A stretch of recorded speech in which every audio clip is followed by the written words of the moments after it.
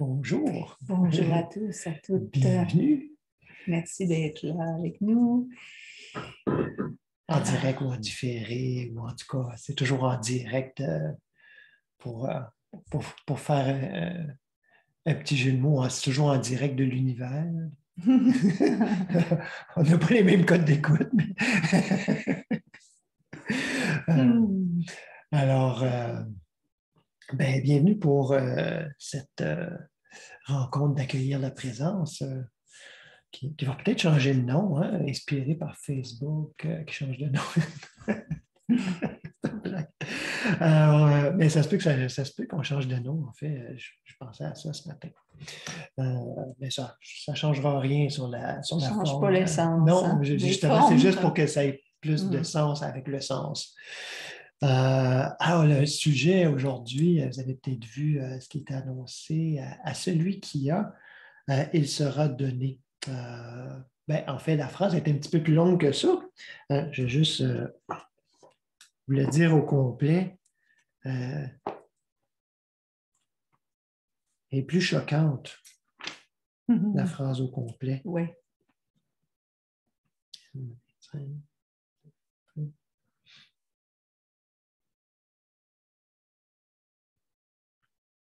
Alors, c'est car on donnera à celui qui a et il sera dans l'abondance.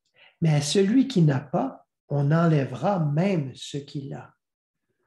Alors, c'est pas mal plus choquant. Il y a beaucoup de gens qui n'aiment pas cette phrase-là, à mon grand étonnement, parce que je pensais que ça se retrouvait à une place dans la Bible.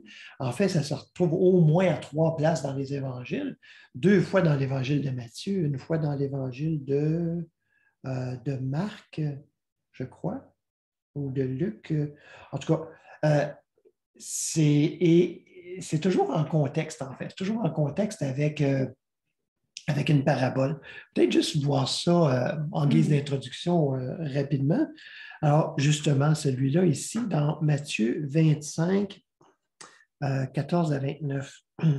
C'est une longue parabole que vous connaissez, la parabole des talents, hein, Yeshua qui dit, il dansera comme d'un homme qui est sur le point de partir en voyage, appelant ses esclaves et leur confia ses biens. Ça aussi, c'est choquant un petit peu. Le terme esclave, généralement, on traduit par serviteur, mais la véritable traduction, c'est esclave. On l'a déjà vu ensemble là, pour plein de raisons. C'est pas mal plus juste et plus beau à certains égards aussi, malgré le terme qu'on n'aime pas. Et leur confia ses biens. Il donna 5 talents, hein, c'est des genres de pièces de monnaie, à l'un, 2 à l'autre et 1 au troisième. À chacun selon ses capacités. Et il partit en voyage. Aussitôt, celui qui avait reçu les 5 talents s'en alla les faire valoir et en gagna 5 autres. De même, celui qui avait reçu les 2 talents en gagna 2 autres. Celui qui n'en avait reçu qu'un alla faire un trou dans la terre et cacha l'argent de son maître. Longtemps après, le maître de ses esclaves arrive à leur faire rendre compte, arrive et leur fait rendre compte. Celui qui avait reçu les 5 talents vint apporter 5 autres talents. Je trouve ça intéressant qu'on prenne le terme talent dans le sens d'une monnaie, mais on peut voir aussi avec les talents qui nous sont confiés. Hein. Et il dit, Maître, tu m'avais confié 5 talents. En voici 5 autres que j'ai gagnés. Son maître lui dit, c'est bien, tu es un bon esclave, digne de confiance. Tu as été digne de confiance pour une petite affaire, je te confierai de grandes responsabilités. Entre dans la joie de ton maître. Celui qui avait reçu les 2 talents vint aussi et dit, Maître, tu m'avais confié 2 talents, et voici 2 autres que j'ai gagnés. Son maître lui dit, c'est bien, tu es un bon esclave, digne de confiance. Tu as été digne de confiance pour une petite affaire, je te confierai de grandes responsabilités. Entre dans la joie de ton maître. Celui qui n'avait reçu qu'un talent vint ensuite et dit, Maître, je savais que tu es un homme dur. Tu moissonnes et tu n'as pas semé, et tu récoltes où tu n'as pas répandu. J'ai eu peur, je suis allé cacher ton talent dans la terre. Le voici, prends ce qui est à toi. Son maître lui répondit, Esclave mauvais et paresseux, tu savais que je moissonne où je n'ai pas semé et que je récolte où je n'ai pas répandu. Alors tu aurais dû placer mon argent chez les banquiers et à mon arrivée, j'aurai récupéré ce qui est à moi avec un intérêt. Enlevez-lui donc le talent et donnez-le à celui qui a les 10 talents. Car on donnera à celui qui a, et il sera dans l'abondance. À celui qui n'a pas, on enlèvera même ce qu'il a. Et l'esclave inutile, chassez-le dans les ténèbres du dehors. C'est là qu'il y aura des pleurs et des grincements de dents. C'est dur. C'est dur. On va voir de quoi il en retourne après. On a dans... Ouais, quand c'est dur comme ça, il y a un comme sens. une croûte à casser pour aller dans la profondeur, voir en quoi ça peut nous aider aussi, nous éclairer, nous guider.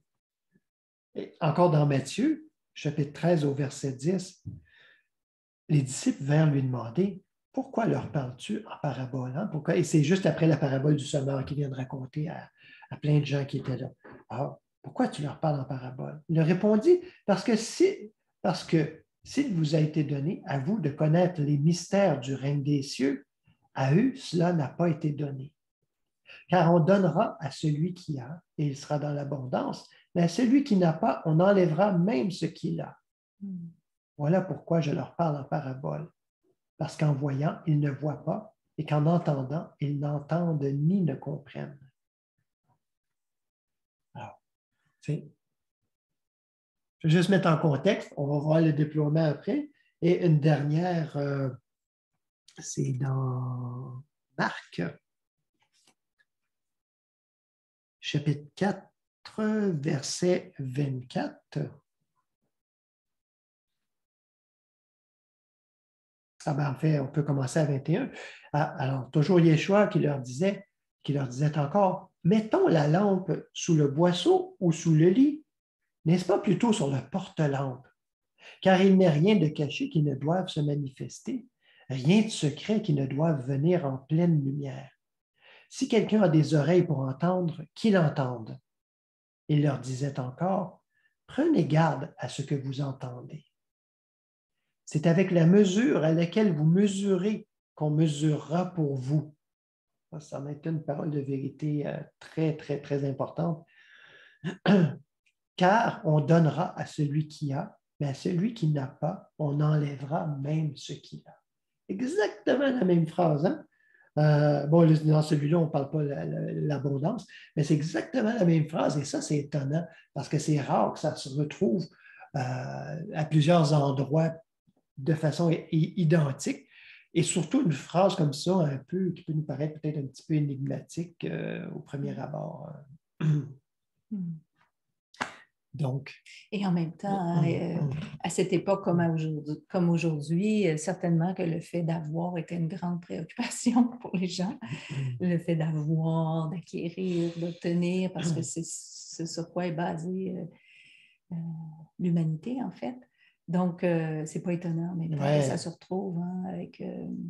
Ça nous amène à réfléchir, en fait, pourquoi on veut avoir. Hein, avoir. C'est toujours, il y a toujours en arrière-plan cette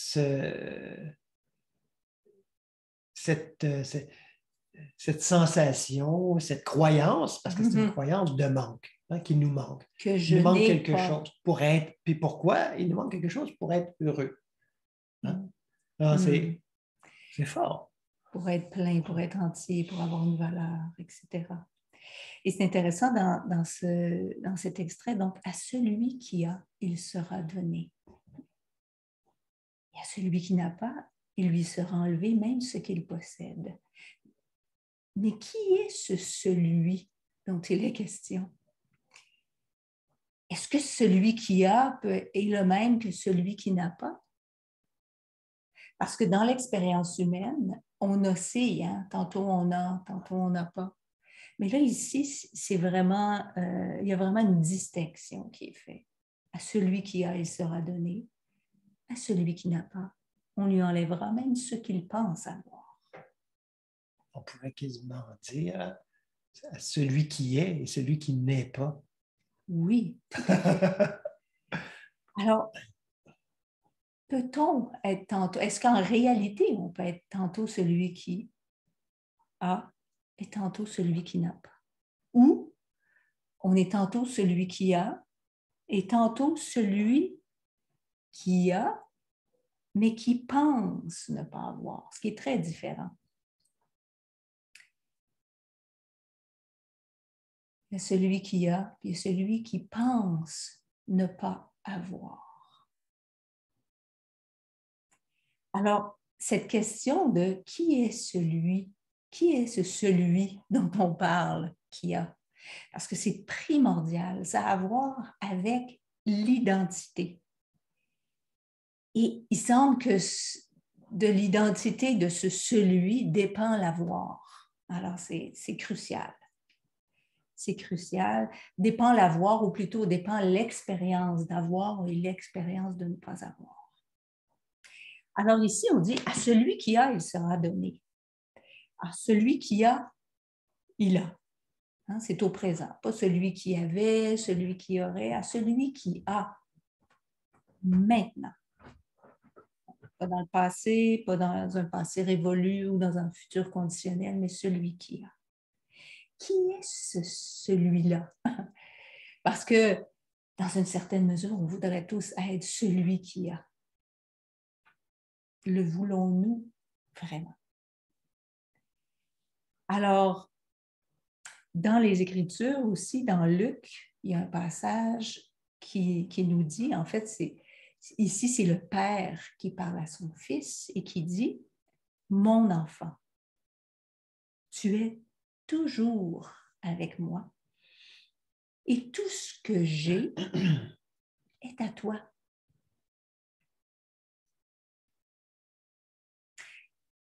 On peut vraiment partir de cette parole-là et il est simple, suite à cette parole, de déduire que celui qui a, c'est le mon enfant dont il est question ici.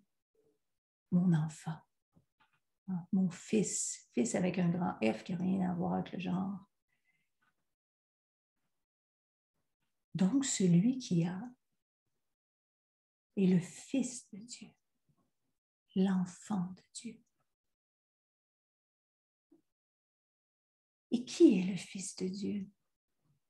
Sinon celui qui sait de qui il est le Fils. Celui qui se sait un avec le Père, dans cette filiation qui est intouchable. Qui est ce Fils? Sinon la conscience divine, infinie, qui s'individualise en tant que Fils. Qui est ce Fils? Sinon cette conscience, ce je au milieu de nous, qui est conscience divine. Maintenant, la question, on pourrait dire, ne sommes-nous pas tous les enfants de Dieu?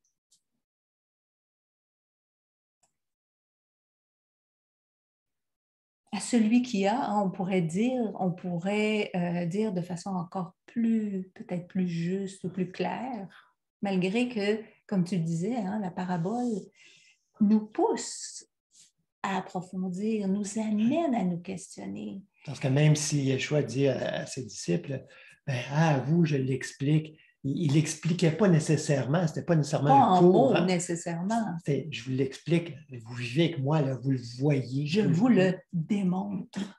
Parce que c'est par mon unité reconnue avec Dieu, mon Père, qui est votre Père, mais ce qui fait la différence, c'est que moi, je le reconnais. Alors, elle est là, la clé. C'est que moi, je sais qui je suis. Et par le fait même, j'ai délesté tout ce que je pensais être. Et ce qui faisait référence, tantôt quand je disais celui qui n'a pas, ou plutôt celui qui pense ne pas avoir. Mm-hmm. Mais de même, il nous faut laisser celui que l'on pense être, qui pense ne pas avoir, ou qui pense que tantôt il a, tantôt il n'a pas. Alors qu'ici... Et ça, il y a plusieurs étapes, en fait, parce que, et moi, ça ne m'étonne tellement pas qu'on ait fait une idolâtrie de Yeshua, hein, parce qu'on a tellement l'impression que c'est inatteignable qu'on en est venu à dire c'est le Fils unique, il y a juste lui qui est capable de faire ça. Hein, tellement qu'on n'a pas compris, entendu les enseignements et tellement qu'on s'est découragé par le manque de persévérance, le manque on pourrait dire, entre guillemets, de résultats dans notre expérience, parce que ça prend un temps, ça prend, il y a un entraînement à ça. Il y a d'abord de faire confiance à la parole d'un maître éclairé, Yeshua, hein, de faire confiance à la parole et de l'accepter. Et puis moi, ça me fait, je l'ai souvent nommé, puis ça me rappelle toujours cette histoire de Nisargadatta, un grand maître indien contemporain, qui disait, quand on lui demandait, ben, comment tu as fait pour t'éveiller? Il dit, mon maître me dit que j'étais un avec Dieu, puis je l'ai cru. Puis j'ai agi, ben là, après ça, on peut extrapoler, j'ai agi en conséquence. Et j'ai cherché à le réaliser. C'est pas paf comme ça, mais je l'ai cru, je l'ai accepté. De la même façon, si on n'est pas capable d'accepter ces paroles de sagesse du maître, qui a réalisé pleinement, entièrement, totalement, et qui est allé jusqu'au bout, probablement qu'il ne savait même pas jusqu'à quel bout il devait aller, puis il ne s'attendait pas à devoir aller jusque-là, probablement, en tout cas jusqu'à un certain point. Puis, alors, mais, qui est vraiment là, la totale. Mais il reconnaissait, il n'y a que ta volonté. Et je sais que ta volonté, que dans le royaume, il n'y a que le bien absolu. Alors, qu'ai-je à craindre? Dans le fond, je peux m'abandonner en toute connaissance de cause, en connaissant. Et celui, tu dis, hein, c'est important de savoir c'est qui ce celui. Oui. Hein? Mais c'est celui. Mais je ne veux juste pas. Non, ça va. Mais qui a? Hein? Mais qu'est-ce qu'il a? Ben oui, justement. Et là, ben là, c'est ça, on peut entrer, hein, on plonge, on entre, hein, on ne se contente pas de rester en périphérie. Alors, on peut demander, tout le monde, on peut se demander, suis-je consciemment celui qui a? Le Fils de Dieu, la conscience divine, ce je dont il est question quand Yeshua dit « Je suis le pain, le vin », il est en train de nous dire « Je suis la ressource, je suis la substance, je suis l'approvisionnement, je suis tout ça. » Alors, puisque le Père est cette conscience infinie, illimitée, ce qu'il a est donc de même nature que ce qu'il est. Alors, tout ce qu'il a est aussi de nature illimitée, infinie. Celui qui se sait le Fils de son Père a donc, par le fait même, accès à l'infinité, qui est la nature même de son Père, de sa source, de son origine, de ce qu'il engendre. Et il est donc lui-même, ce je au milieu de lui, est aussi l'infinité. Ce par quoi l'infinité peut s'écouler. Mais pour réaliser ça, il faut d'abord avoir, parce qu'est-ce qu'il y a justement? Hein? Il faut d'abord avoir l'abandon confiant. Il faut avoir l'humilité d'écouter, hein? D'écouter intérieurement, d'écouter parfois aussi extérieurement, hein? La persévérance dans la lettre de vérité juste aussi. Ça prend un temps, c'est pas facile, c'est pas. On a l'impression, on se dit, oui, mais si je suis limité, ça devrait, c'est là en potentialité. Hein? Si vous décidez demain matin, même le plus grand éveillé, s'il décide demain matin de jouer une sonate de Beethoven, il va falloir qu'ils prennent le temps de faire ces gammes et d'apprendre quand même. Hein? On a à apprendre, on a la capacité de le faire, mais il y a des étapes. Ou pas, hein, le grand illuminé, on ne le sait pas. On peut juste partir de notre expérience. C'est sûr.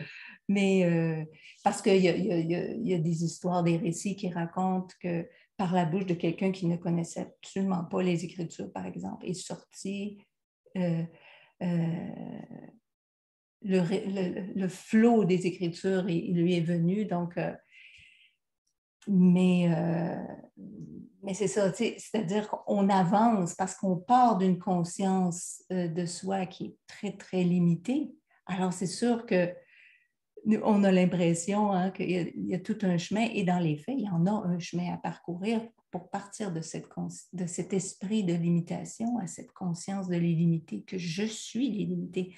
Non pas je peux avoir l'illimité, mais je suis cela. Parce que c'est de là que ça... Hein, celui qui a, hein, on parle de ce celui-là, qui est-il? Qui reconnaît sa véritable nature. Hein? En fait, on pourrait résumer ça. Hein, qu'est-ce qu'il a? Il a la connaissance de sa véritable nature, de sa source. Il a conscience qu'il est un avec la source. Et c'est là que on en arrive donc à saisir que ce que je suis, ou en tout cas ce que je pense être, la façon dont je conçois mon être, de ça va dépendre l'expérience d'avoir ou de ne pas avoir. Qui est-ce que je pense que je suis? Si, par exemple, je me conçois comme un être physique, matériel,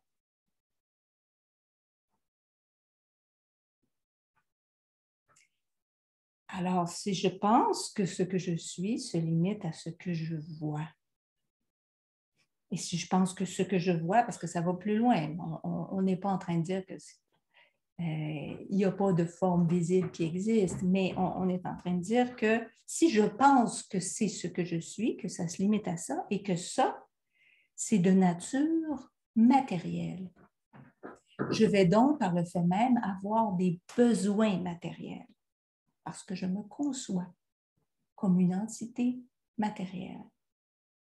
Et on sait, les choses matérielles sont instables. Ça, je pense que tout le monde le sait. En tout cas, tout le monde en a fait l'expérience. Peut-être qu'on ne l'a pas réalisé de façon aussi claire et vive, mais les choses matérielles, c'est notre conception des choses étant vues comme matérielles. Alors, ce sont des choses qui sont instables, changeantes, tantôt présentes, tantôt absentes. Hein? On le sait, c'est comme ça qu'on... Ce que les bouddhistes appellent l'impermanence. Oui, hein? oui. Tout est impermanent. Alors que si je réalise, puis ça, c'est pas une réalisation une fois pour toutes, c'est de réaliser encore et encore, de se le rappeler constamment. Si je réalise qu'en réalité, je suis conscience, la conscience, elle est toujours là. Je ne peux pas la perdre. Ce n'est pas changeant, instable, hein, comme ces conceptions matérielles. Ça ne fait jamais défaut. Ça ne manque jamais. La conscience est là. Je peux ne pas en être conscient. Mais ce n'est pas qu'elle disparaît. C'est que je n'en ai plus la réalisation consciente. Mais c'est là. C'est toujours là. Partout où je vais, la conscience est là. Déjà, de façon, c'est une évidence, mais on ne le réalise pas. C'est ça qui fait la différence. C'est une évidence, mais on ne le réalise pas. Parce que toute expérience que je vis ne peut se vivre qu'à partir de la conscience. Donc, elle est toujours là. Voyez-vous, à celui qui a, à celui qui se sait être la conscience, il a. Il a et ça ne se change pas en tantôt il a, tantôt il n'a pas, parce que la conscience, elle, est toujours là. Est-ce qu'on peut même se poser la question, est-ce que je peux manquer de je? Si Dieu est notre conscience individuelle, la mienne, la vôtre, comment pouvons-nous manquer de Dieu? Manquer de cette conscience que je suis, manquer de je. Hein? On voit que c'est une impossibilité. Et pourtant, malgré tout, on vit une expérience où truffée d'insécurité, où tantôt on a, mais inévitablement, on a toujours peur de perdre ce qu'on a. On n'est pas tranquille, même si on a quelque chose, on a peur de le perdre. Ça va se briser, ça va nous être dérobé, on va le perdre. Pourquoi? Parce qu'on le conçoit comme étant d'une étoffe matérielle. Et la matérialité, c'est cette idée qu'on a des choses. C'est pareil, dans le fond, hein, qu'il y a soi et qu'il y a les choses. Qu'il y a des choses, Ouais, des personnes. séparé, Donc, tout est séparé, donc de il ce faut qui est. acquérir. Ouais. Il faut acquérir plus que l'autre. Puis et puis, il y a un tout petit moment hein, de satisfaction, quand même, mais ça ne dure pas parce que après la satisfaction, c'est la crainte de perdre, de perdre ce qui est acquis. Ou tout à coup, OK, j'ai ça, puis là, c'est autre chose. Parce que, alors, voyez-vous, c'est vraiment l'esprit auquel on s'est identifié, qui est un esprit parcellaire, à qui il manque toujours quelque chose. Pourquoi? Parce que cet esprit-là est fondé sur l'absence de ce qui est, comme si ce n'était pas. Alors, une croyance, littéralement. Oui, c'est fondé. Et on sait que l'absence de quelque chose, c'est pas quelque chose, c'est une idée. Hein? C'est une idée, c'est un concept. Alors, mais comment cela peut m'être utile de savoir que je suis un avec l'infinité si je ne le réalise pas, si je ne le vis pas, si je ne le goûte pas? Et en même temps, c'est à la mesure de notre désir de goûter cette unité, plus que toute autre chose, qui fait que ça va se réaliser, ça va devenir quelque chose de concret, de tangible pour nous. Et c'est pourquoi on nous dit désirer seulement le royaume. Autrement dit, à votre service. Désirer seulement. Oui. Ah, OK. Elle répond, elle, aux demandes. Oui, à votre service. Oui, l'ordinateur a entendu la commande de questions. Et c'est intéressant parce que ça nous ramène aussi à quoi? On est au service de quoi? On est au service de quoi? Alors, mais si il y a cette unité qui existe avec ce qui est et ce qu'il y a, si j'en suis pas conscient, je peux pas y goûter, je peux pas le savourer, je peux pas vivre cette plénitude. Alors, c'est à la mesure de mon désir de connaître d'abord cette unité, que ça devienne quelque chose de concret, de réel. C'est à cette mesure que je vais pouvoir le réaliser. Et c'est aussi dans cette mesure, dans ce contact répété avec la conscience que je suis, ma conscience source, que l'enchaînement aux choses et aux pensées de ce monde vont s'estomper. Des fois, on essaie de s'abstraire, puis on trouve ça difficile, puis on le voit bien qu'on est attaché, par exemple, à telle ou telle chose, ou qu'on désire encore l'accomplissement matériel, qu'on désire encore.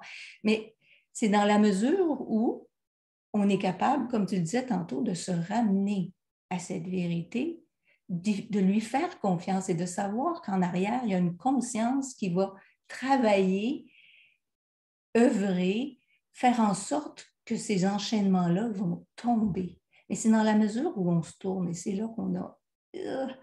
Le problème n'est pas de se mettre à travailler pour quelque chose dans un but quelconque, c'est de se mettre à travailler dans un but quelconque en croyant que c'est ça qui va m'apporter le bonheur. Que c'est ça le problème, en fait. C'est pas parce que ça n'empêche pas de travailler à un projet ou à toutes sortes Oui, tout à fait. mais en sachant que mon bonheur n'en dépend pas.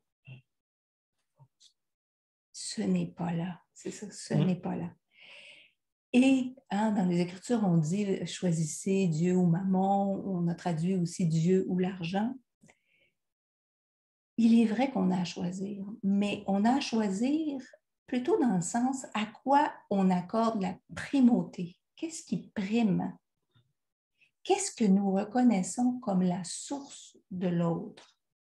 Et là, on pourrait se demander, est-ce que l'argent, parce que pour nous, humainement, les ressources, ce qui est désirable, c'est représenté, on a mis beaucoup dans le même panier, hein, c'est beaucoup représenté par l'argent. On a l'impression que c'est le moyen. Hein, quand on dit « j'ai pas les moyens », on a l'impression que c'est ça notre moyen. C'est ça, c'est par là que va nous venir toute chose. On en a fait notre source.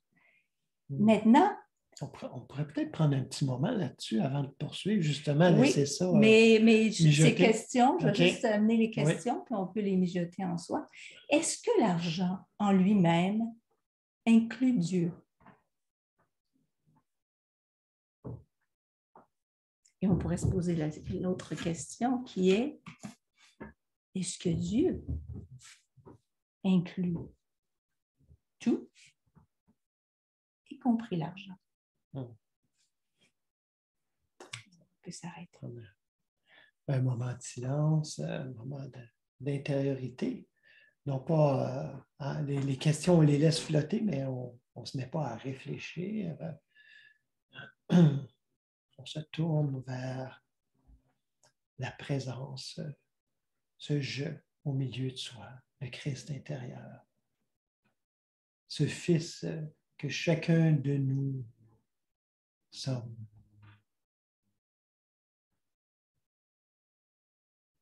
On laisse simplement la place.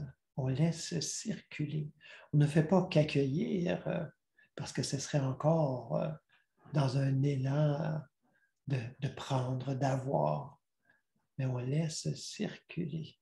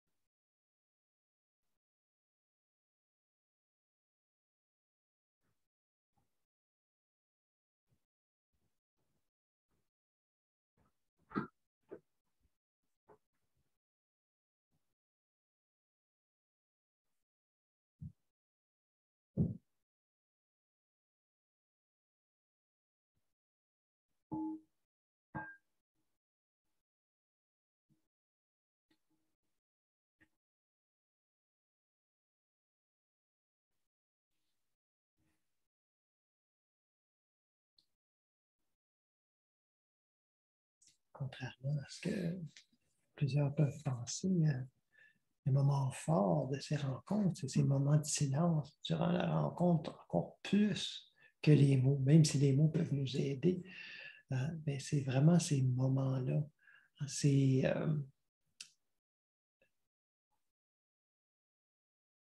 un peu comme si on regarde un texte, on voit toutes les lettres, tous les mots, tous ces concepts, ces choses brillantes, très profondes qui sont décrites.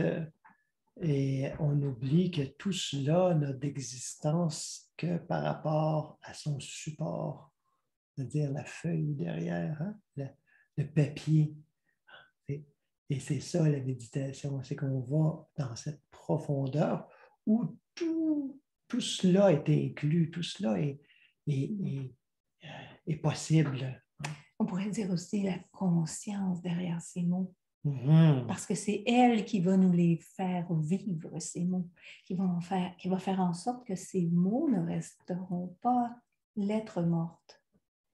Et c'est ça, précisément aussi la différence dans la question qui était posée. Oui, mais est-ce que l'argent inclut Dieu en lui-même? Et l'autre question, mais est-ce que Dieu, lui, inclut l'argent? Donc, qu'est-ce qu'on considère comme la source, comme étant notre réelle source, notre réelle ressource, notre réel approvisionnement, notre réelle subsistance, notre réel ravitaillement? Est-ce que c'est l'argent? Parce que c'est ça, hein, quand on dit on en a fait un Dieu, c'est qu'on a considéré que l'argent, c'est notre moyen pour parvenir à tout. C'est ça notre source et notre ressource. C'est ce qui nous fait dire j'ai ou j'ai pas, dépendamment si j'ai d'argent ou j'ai pas d'argent. C'est ce qui détermine tout. Et on est prêt donc devant ce Dieu à se prosterner, à tout faire pour lui plaire, c'est-à-dire pour l'attirer à nous, y compris causer du tort à notre prochain, au détriment de notre prochain. Alors, c'est à ce niveau-là qu'on en a fait un Dieu. On a fait le Dieu de quelque chose qui, dans les faits, en réalité, quand on se tourne justement vers, et qu'on commence à reconnaître qu'il y en a une réelle source, mais elle n'est pas visible. Et elle est la source de tout, y compris tous ces biens visibles, ce qu'on considère être des biens humainement. Et c'est comme la parole de Yeshua à la Samaritaine, hein, qui dit qui croit en moi, c'est-à-dire qui se tourne vers moi. Et c'est le Christ qui parle, ce n'est pas simplement Yeshua, même si ça a pu se passer de cette façon-là, mais c'est le Christ à travers lui qui parle et qui dit celui qui croit en moi n'aura plus jamais faim, n'aura plus jamais soif. Hein? Et c'est pour ça que souvent dans les retraites, hein, au début de la retraite, souvent je vais dire, hein, on est tous ici, on est tous des chercheurs de Dieu, des assoiffés d'absolu, mais il faut que ça s'arrête, ça. Il faut que ça s'arrête. Il faut arrêter. Ah, mais comment ça? Donc, c'est noble, c'est beau, hein? C'est beau, là, tu sais, le longing, là, c'est ce genre de nostalgie là, vers Dieu, là, qu'on pense loin, puis hein, il y a des traditions qui en font leur apanage, là. Ça peut faire un bout, mais à un moment donné, il faut réaliser, mais on se situe dans celui qui n'a pas, là. Et puis, il ne faut pas s'étonner qu'on reste longtemps là-dedans après. Donc, il faut arrêter d'être des affamés et des assoiffés du divin, mais d'être des rassasiés. À celui qui a la conscience d'être un avec la source de tout bien, en qui réside le réel contentement. Ce qui fait qu'on ne court plus après les effets, puisque quand on se sait un avec la source, cette soif de bien visible s'apaise parce qu'on sait qu'on est un. On est un, en fait, avec le contentement. Et le contentement étant là, tout ce qui vient en surplus. c'est pas ce qui apporte le contentement. Le contentement est déjà là. Est-ce que c'est pas ça qu'on veut? Est-ce qu'on veut l'objet sans le contentement ou on veut le contentement? Et à partir de ce contentement-là, il y aura des effets jusque dans le visible, mais à partir de là, on ne les recherche plus. Il n'y a pas qu'une façon, hein? C'est ça. On peut, on pourrait, et on aurait bien envie de dire, on se tourne vers Dieu, on se tourne vers Dieu. Mais pour à peu près tout le monde et souvent, on se tourne vers un concept de Dieu, on se tourne vers une idée de Dieu. Donc, ce n'est pas encore tourné vers Dieu. Des fois, on est mieux de se tourner, et ça a l'air paradoxal, de se tourner vers ce qui passe, mais de l'observer objectivement. Puis on finit par voir, encore, hein, si on prend notre texte, on finit par voir la page derrière. Hein, si on voit ce qui passe, mais objectivement, pas pour se centrer là-dessus puis en vouloir plus, mais juste de voir ce qui passe. Ça passe, ça passe, ça passe. D'un coup, il y a un petit moment où ça a passé. Oups, ça arrive. Mais on n'est pas disparu. Oups, déjà une grande surprise. Qu'est-ce qui demeure derrière? Qu'est-ce qui est derrière, en fait, qui est là, qui est l'être derrière, qui est le support de tout ça, la source même de ce que je suis. Tout à coup, des fois, c'est une seconde, là, mais ce n'est pas grave, c'est assez pour. Et là, après ça, on part avec quelque chose de solide, on part avec une expérience, et non pas seulement avec une idée, un concept. Parce qu'il y en a plein de gens qui ont énoncé plein d'idées, plein de vérités à propos de la vérité. Et c'est très aidant parce que ça nous aligne. Mais à un moment, il faut les laisser. Ça aussi. Parce que ça aussi, ça peut devenir des dieux. Autant les choses matérielles, physiques, délimitées peuvent devenir des dieux auxquels on se donne corps et âme, dont on veut attirer les faveurs, mais autant les concepts peuvent devenir, si on s'identifie comme des êtres pensants, avec des idées, des pensées qui ont une valeur, alors à ce moment-là, on peut idolâtrer les pensées aussi et croire, puis on en a fait une idolâtrie en disant, la pensée créatrice, hein, si je pense fort, fort, fort, je vais finir par le créer. Puis ça se peut qu'effectivement, il y a quelque chose qui vienne au bout de tout ça pour se rendre compte que ça nous échappe encore, que la plénitude nous échappe. On a peut-être réussi... Le bonheur n'est pas là encore. Oui, on a peut-être réussi, comme on dit, à matérialiser quelque chose. C'est sûr. Mais on ne peut pas, jamais, aucune pensée ne pourra créer la plénitude que Dieu est. On ne peut que nous sommes. Et que je suis, parce que Dieu est conscience individuelle. Alors, il me faut laisser ces autres dieux, ces vaines volontés d'avoir ceci, d'avoir la belle et bonne chose, d'avoir la belle et bonne pensée. Je dois laisser tout ça pour aller à la source de ce qui est beauté, de ce qui est bonté, de ce qui est amour, de ce qui est et de ce que je suis. Et l'être, l'incarner, le vivre, c'est là qu'est la plénitude. Alors, ce qui n'empêche pas, je fais une petite parenthèse, néanmoins, d'avoir cette bonne hygiène mentale, hein, de penser juste, entre guillemets. Hein, c'est pas la plénitude, mais c'est quand même, ça donne des conditions favorables à l'expérience. Hein, donc, il y a un calme, il y a quelque chose, mais pas il y a en un faire calme un Dieu. qui dispose à l'être calme pour que ça puisse... Et une autre chose importante, hein, quand on disait tantôt, oui, mais avoir quoi? Est-ce que je veux justement un concept de Dieu, un concept du bien ou le bien lui-même? Non pas seulement l'avoir, mais l'être. Alors, humainement, c'est plus satisfaisant le concept. Parce qu'on peut jouer avec un peu. Oui, on en fait un dogme, mais c'est figé, c'est là. On n'a pas en faire une statue, on peut en faire. Hein, oui, puis je l'ai, puis là, ça nous garde aussi dans cette idée, je l'ai alors que l'autre ne l'a pas. Et ça, et c'est ce qui est à l'origine de plusieurs guerres, de plusieurs conflits. Et si ce que j'ai, l'autre ne l'a pas, on peut être certain que c'est pas ça. que c'est pas ça. Parce que la vérité est. et elle est universelle. Elle n'est pas personnelle, elle n'a pas de parti pris. Et c'est justement ce sens personnel des choses qui est à laisser. Parce que si je possède quelque chose, je ne peux que le posséder comme en exclusivité, dans le sens où ce n'est pas tout le monde qui possède ça. Et si j'ai une idée que je pense être la vérité et que l'autre, et il y en a d'autres qui ne l'ont pas, inévitablement, voyez-vous, on est dans le royaume de la séparation. Alors que Dieu ait conscience d'unité. Alors, on peut être certain que ça, c'est une idolâtrie, que c'est quelque chose que j'ai et que je vais perdre.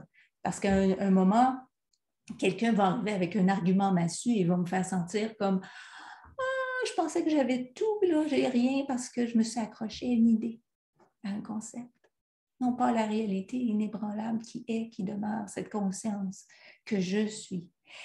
De même, si pour que le bien de Dieu s'écoule de manière fluide jusque dans le visible, tant que je vais considérer qu'il y a deux mondes, qu'il y a le monde spirituel dans lequel je peux être bien, puis qu'il existe aussi un monde matériel, et ça, c'est extrêmement subtil. À chacun de voir comment ça se manifeste dans son expérience, mais ça demeure très, très, très longtemps, même si on a beaucoup vécu l'expérience du contact avec notre source, avec notre être, de continuer à penser qu'il y a bel et bien un monde matériel, ça persiste très, très longtemps. Et la réalisation à laquelle on est tous invités, c'est de réaliser qu'il n'y a qu'un univers, que cet univers est spirituel. Et que quand je contacte la source au-dedans de moi et qu'à partir de cette source, comme la vague qui va s'échouer jusqu'au rivage et qui amène les trésors de la mer, eh bien, cette source va se manifester dans le visible en tant que corps harmonieux, relation harmonieuse. Mais si je continue de considérer que ce monde est matériel, comment le spirituel peut se déverser dans le matériel? Ça ne se fera pas. Ça ne se fera juste pas. Et la barrière n'est pas en Dieu. Non, Dieu continue de s'écouler dans son univers qui est spirituel. C'est moi, c'est chacun de nous qui, en conscience, devons réaliser qu'il n'y a rien de tel qu'un univers matériel. Il n'y a qu'un univers, mais ce qu'on appelle l'univers matériel, c'est notre vision qui est hors focus de l'univers spirituel, l'unique. En fait, quand on dit spirituel, je sais que je le répète souvent, mais je ne parle pas qu'on est tous des petites vapeurs, là. Ça n'enlève pas l'individualité, ça n'enlève pas le corps, ça n'enlève pas le mental, ça n'enlève pas tout ça. Mais c'est inclus au lieu d'être au sommet. Hein? Ça fait toute la différence, là. Alors, on imagine que parce que c'est visible, que c'est palpable, que ça doit être fait d'une étoffe autre que la conscience, alors que c'est inclus dans la conscience. Et je n'ai qu'à le réaliser. Je touche ce corps, mais à partir de quoi? À partir d'où m'est-il présent ce corps? C'est à partir de la conscience. Et on a un pas à faire, un saut à faire pour réaliser que ce corps est de l'étoffe de la conscience. Il n'est pas juste dans ma conscience, il est fait de la conscience que je suis. Alors, c'est ce qui assure l'unité, l'unification du ciel et de la terre, c'est de voir. Et ce n'est que par ces rappels répétés aussi, revenir, comme tu le disais tantôt, inlassablement à cette vérité-là qui va s'exprimer en mots. Hein, et on commence de là, on commence à verser des mots à la conscience de ces mots. La parole de vérité à la conscience de la vérité. L'univers est spirituel, et à chaque fois dans mon quotidien que je suis tentée de penser qu'il y a un univers physique auquel je peux me buter, qui peut tantôt être bien, tantôt être mal, tantôt être dans l'abondance, tantôt être dans la pénurie. C'est ce concept qui est à l'essai de l'univers pour tout rapatrier en Dieu, tout rapatrier en la conscience, la seule source. Et cette source deviendra la substance de toute ressource visible par le fait même. Alors, si je pense avoir besoin d'un emploi, d'une maison, d'une voiture, et que je conçois ces choses-là comme étant des choses matérielles, et que je prie Dieu pour une voiture, pour une maison, pour un emploi, mais que je continue à concevoir ces choses-là comme d'une substance matérielle, faisant partie d'un monde matériel, voyez-vous, il n'y a pas de vase communicant, là. En ma conscience, j'ai installé un mur et c'est ce mur-là qui doit s'effondrer. Si par contre, je commence à prendre conscience que tout, y compris cette maison, y compris la voiture que j'utilise tous les jours, fait partie de la conscience Dieu et de l'étoffe de la conscience Dieu, eh bien, je ne vais plus chercher à l'obtenir. Je vais juste vouloir être un avec Dieu et je sais qu'en Dieu, tout ce dont j'ai besoin est encore là. Ça, c'est une grande, grande question. Soyons humbles. Comment puis-je penser savoir ce dont j'ai besoin si je ne sais même pas qui je suis? Alors, tournons-nous vers justement ce qui sait. Dieu sait qui je suis parce que c'est lui-même, il se connaît.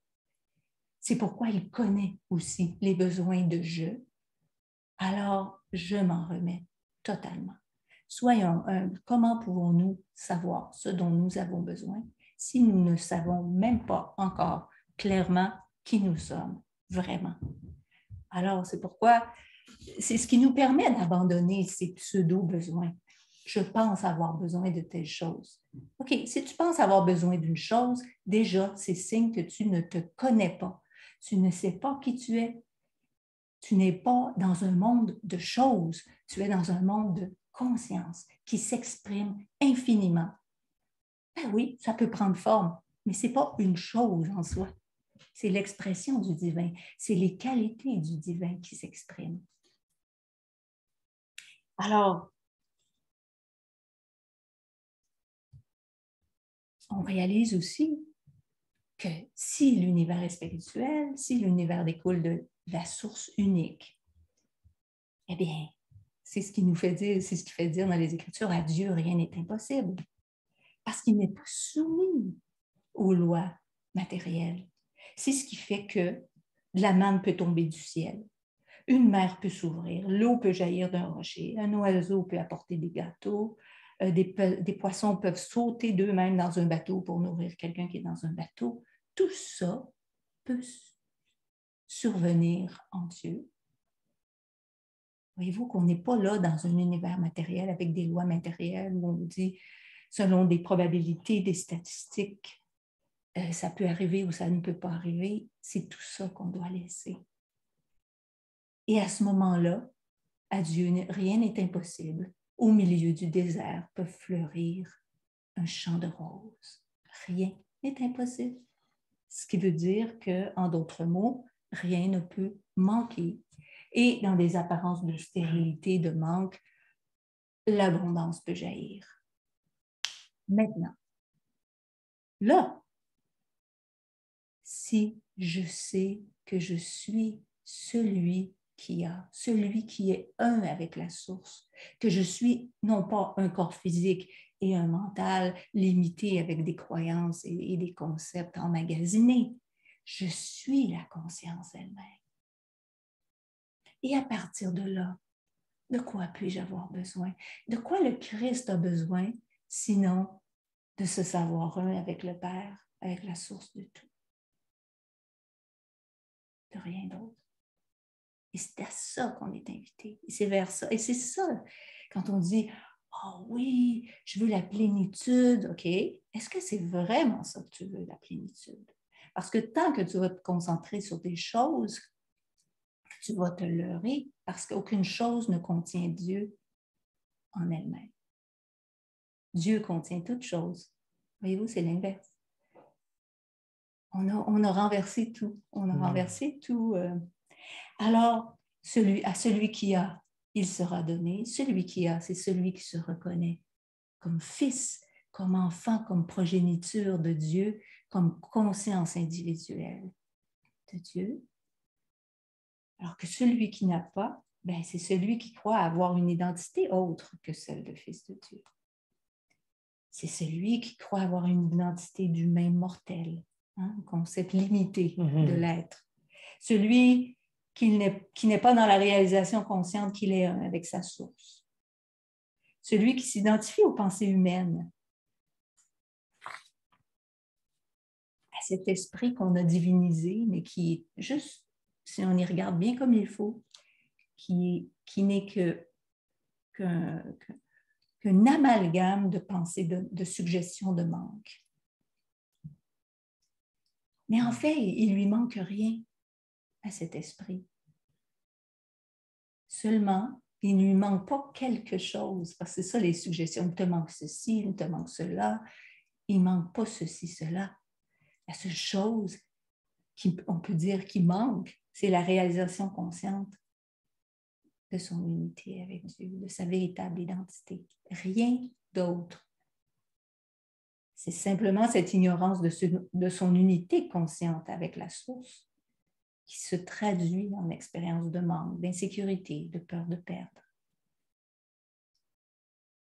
Parce qu'on se croit coupé de notre infinité, c'est ce qu'on expérimente. Mais en vérité, derrière tout ça, il y a toujours celui qui a. Parce que il y a toujours celui qui est. Ce qui est. Hein? J'ai parce que je suis. Et je suis parce que tu es Dieu, ma source. Alors, c'est ça. Plutôt qu'être enchaîné dans les objets, les choses, les vouloirs et les désirs, je suis désormais enchaînée comme un esclave. Enchaînée dans ces chaînes d'amour et d'unité avec ma source, avec la source de tout mon bien. N'est-ce pas ce genre d'esclavage que l'on souhaite? On peut s'arrêter pour méditer quelques minutes pour terminer. Alors, je vous invite à prendre une bonne position, relâcher tous les mots, tous les concepts pour faire l'expérience de l'être que vous êtes, que je est au milieu de nous, au milieu de chacun, au-delà de toutes les étiquettes.